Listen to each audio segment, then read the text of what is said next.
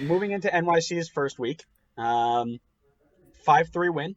Iber going off for a hat trick, but albeit against a team that they really should be beating.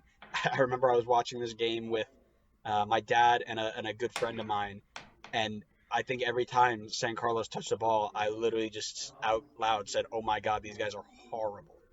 Every time they touched the ball, it was a bad pass, or they would try and make a tackle and just miss the ball. It was like playing a high school team. It was bad.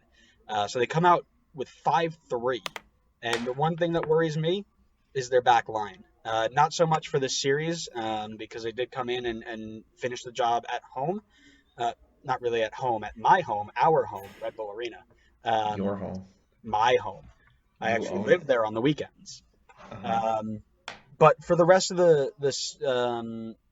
rest of the season, that's kind of worrisome, right? Because the way that they got beat was a bad team kicking the ball over the top, splitting the center backs, and a guy running through on goal. And that's how a lot of teams in this league like to go against teams that are better than them technically. And they're going to be better than most teams technically. We know that. We saw it last year, and they haven't changed much. So that should worry any supporter of NYC, which is maybe all like 1,500 of them that showed up to the game today. But yeah, that should worry people, because they're going to get beat a lot that way. And Delia, or Dyla, however you pronounce his last name, he went out and said, "We'll win every game 5-4. I don't care. We just want to have fun."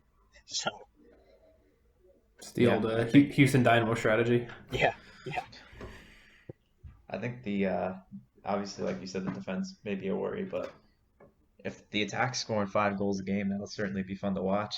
Maybe they'll up your quoted 1,500 supporters. I just say that because I watched the game today, where they came up with the 1-0 win to seal victory on a 6-3 aggregate, and they basically they got a clean sheet, but there were times where the ball would just get played over, and Johnson would be left 1-on-1, or they couldn't sort out what was going on, and it was a weird thing. And to add everything, insult to injury, they were playing at our stadium with, you look around and they talk about how we can't sell out a stadium. I think genuinely they might have had maximum 5,000 people there. Yeah, I will say more so with first leg versus second leg. But yes, they scored 5 goals, but I wasn't overly impressed with NYC. I mean, they were the far better team. Don't get me wrong, but I wasn't necessarily blown away by them, which is good. I mean, that's the mark of a good team, is when you aren't necessarily playing 100% and you can still score 5 goals. I mean, once they kind of get in the swing of things, once the season gets going, they could be pretty scary once they get their stuff together. Yeah, definitely.